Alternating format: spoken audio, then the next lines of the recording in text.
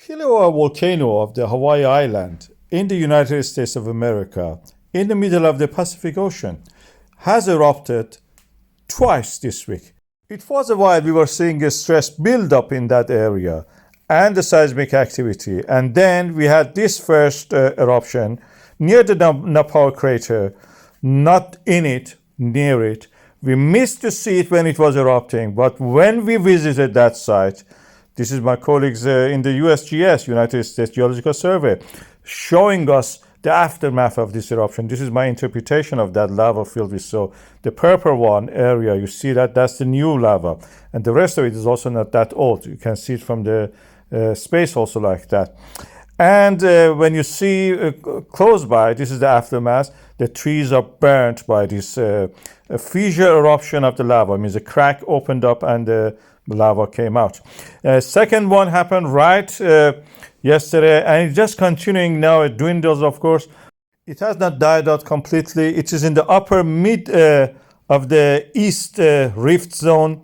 You can see that's to the east of the main crater of the Kilauea Volcano. This is what we see inside it. 3 or 4 fissures opened, and one is active still. It's built kind of like a spattercorn there, as you can see here. I've tried to remove the effect of the mist. You can see the field. This is the USGS video, and this is the helicopter flight toward that eruption zone in the Nāpau Crater. Remember, this is not a small area. You cannot go with a drone just as we send a drone. The drones don't have that range yet. I mean, there's small amateur ones anyway.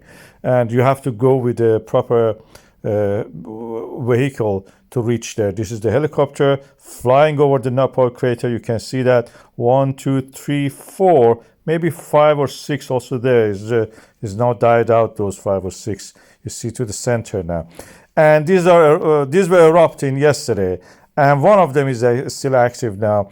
It just cuts through the crater and reaches there. This is practically it's like a punctured plastic bag full of water, and it just adding more water to that from underneath, from the Mantle Plume that is rising under Hawaii, is just cracking any point. It oozes out. It doesn't mean it comes from the highest point, which is near the summit. It's easier actually not to rise that high and come near the foothills of this massive mountain volcano and just erupt there to relieve the pressure practically. We are trying actually now to get samples as soon as possible from this. I will show you that video also. You can see the fresh lava, even those ones are not completely cool. They're red at the bottom. And the fissure is also erupting. This is a huge crater. You could see the scale there.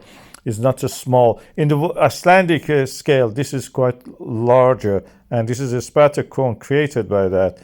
And it's almost half a ring that's created. And there's another one which is dead now. And the reason we have to collect samples is that as the lava cools down, the texture and the mineralogy of it changes. So for freezing that moment in time, we have to quench them. That means put the lava in the water and pour water over it in a bucket. So that composition and that texture of the lava will be preserved, frozen, as if you put it in a freezer. Practically, that's like a freezer for the hot lava. Is anything cooler than that? 1,200 degrees. That is the lava, and that makes it like a freezer. It freezes it so we can study it. We can cut it and study that under the petrological microscope in the lab. That's what we are doing. And this is the second time it has erupted this week.